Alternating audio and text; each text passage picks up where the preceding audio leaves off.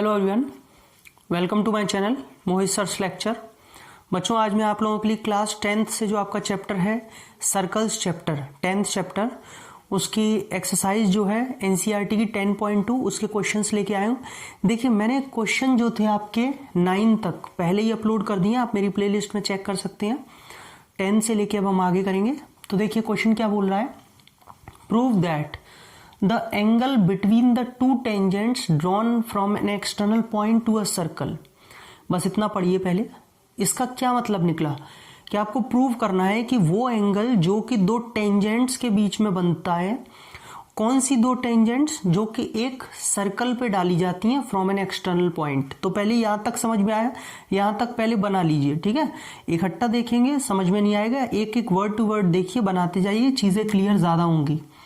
जैसे मान लेते हैं कि ये कोई भी सर्कल है, सर्कल बहुत अच्छा नहीं बना है मुझे पता है, लेकिन थोड़ा काम चला लीजिएगा क्योंकि ड्राइंग बहुत अच्छी नहीं है मेरी। तो आप जो है, चलिए थोड़ा सा कोशिश किया है फिर भी मैंने, ठीक है। सर्कल, यहाँ कोई भी एक एक्सटर्नल पॉइंट है, मान लेते हैं ये। तो आपसे बोला हुआ है कि ऐसे करके दो टेंजेंट डाली हैं। एक मिनट, ये सीकेंड टाइप बन गई थी। ऐसे करके दो टेंजेंट डाली है, ठीक है बच्चों। एक एक्सटर्नल पॉइंट P मान लेते हैं, यहां से दो टेंजेंट डाली है सर्कल पे, इसका सेंटर O ले लेते हैं, और ये टेंजेंट ये यहाँ पे आगे जा करके मान लेते हैं ये C है और ये D है। इतना समझ में आ गया होगा। फिर से पढ़ते हैं question. Prove that the angle between the two tangents, ये दो टेंजेंट्स के बीच में जो एंगल बनता है, ठीक है, from an external point is supplementary. Supplementary का मतलब दो ऐसे एंगल जिनका सम 180 डिग्री हो। तो एक एंगल तो ये हो गया, अब ये किसी के साथ सप्लीमेंट्री है, मतलब कौन सा दूसरा angle supplementary to the angle subtended by the line segments joining the point of contact at the centre. उस लाइन, वो दो लाइन सेगमेंट के बीच में बनने वाला एंगल, ठीक है, कौन सा, जो कि पॉइंट ऑफ कांटेक्ट को सेंटर से ज्वाइन करती हैं। अगर आपको थोड़ी बहुत कंफ्यूजन हो लैंग्वेज में तो मैं फिर समझा देता हूं। दूसरा एंगल कौन सा लिया है, subtended by the line segment, उन लाइन सेगमेंट के द्वारा या बीच में एंगल बन रहा है। कौन सी lines, joining the point of contact to the centre, यानी कि कांटेक्ट, पॉइंट ऑफ कांटेक्ट को सेंटर से जोड़ती है उनके बीच में। तो बेटा एक एंगल ये बनेगा। अब क्लियर हो गया होगा फिगर, यानी कि ये दोनों एंगल्स आपके सप्लीमेंट्री हैं, दोनों का सम 180 डिग्री है, ये आपको प्रूव करना है। क्लियर। देखिए सबसे पहले हम क्या लिखते हैं, गिवन। गिवन में हमें क्या दिया हुआ है, एक तरीके से मान लीजिए PA and PB are tangents. ये हमें टेंजेंट्स दी हुई हैं, बोला है ना कि टेंजेंट्स डाली हुई हैं, ठीक है। टू प्रूव, हमें प्रूव क्या करना है, हमें प्रूव करना है angle CPD plus angle COD is equals to 180 degree. CPD और COD इन दोनों को 180 डिग्री प्रूव करना है। कंस्ट्रक्शन की जरूरत नहीं है, प्रूफ। देखिए सबसे पहले आपको एक बात और बता देता हूं, ये एंगल 90-90 बनेंगे, सारे बच्चे जानते हैं, ठीक है, लेकिन लिखना पड़ेगा। क्यों, पता है ना, tangents perpendicular to the radius.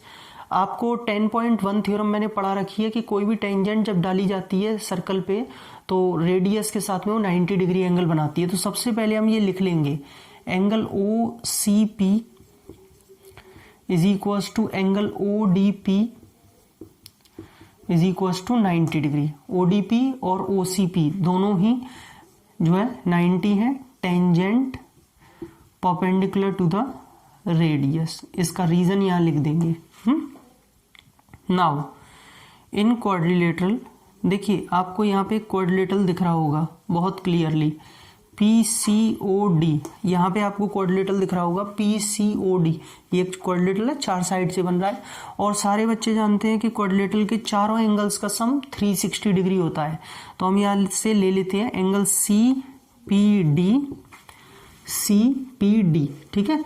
यहाँ से PDO, एंगल PDO, एंगल ये वाला क्या लेंगे COD, एंगल COD, ये वाला एंगल क्या लेंगे OCP, OCP 360 डिग्री।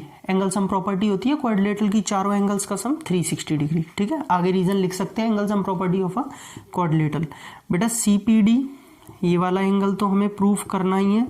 ये PDO ये रहा यहाँ पे PDO, एक ही बात है ODP या PDO 90 डिग्री है। COD हमें यहाँ पे चाहिए OCP ये रहा कितना 90। तो बच्चों यहाँ से ये 90 और 90 180 उधर जाएगा। पहले इन्हें लिख दूं CPD और एंगल COD, जब ये 90 180 ट्रांसपोज होगा तो 360 में से 180 जाएगा तो क्या बचेगा 180। और अगर इन दोनों एंगल्स का सम यहाँ पे 180 डिग्री आ रहा है, मतलब ये क्या हो गया यहाँ पे आपका सप्लीमेंट्री। तो आई होप आप लोगों को एकदम क्लियर हो गया होगा ये क्वेश्चन नंबर 10 कि कैसे इन दोनों एंगल्स का सम 180 होता है। अब मैं आपको एक बात और बता दूं, इस क्वेश्चन को एक नंबर में भी दिया जा सकता है बहुत आराम से, लेकिन उसमें वो प्रूव नहीं देगा क्या फ्रेमिंग हो सकती है वो बताता हूँ। आपको फिगर देगा और आपसे बोल देगा कि यहाँ पे बनने वाला, या फिगर दे के आपको बना देगा। यहाँ पे बोलेगा एंगल 50 डिग्री है, बताइए ये एंगल कितना है, फाइंड कीजिए। तो आपको पता होना चाहिए कि जब भी दो टेंजेंट डाले जाते हैं तो ये दोनों एंगल्स का सम 180 होता है।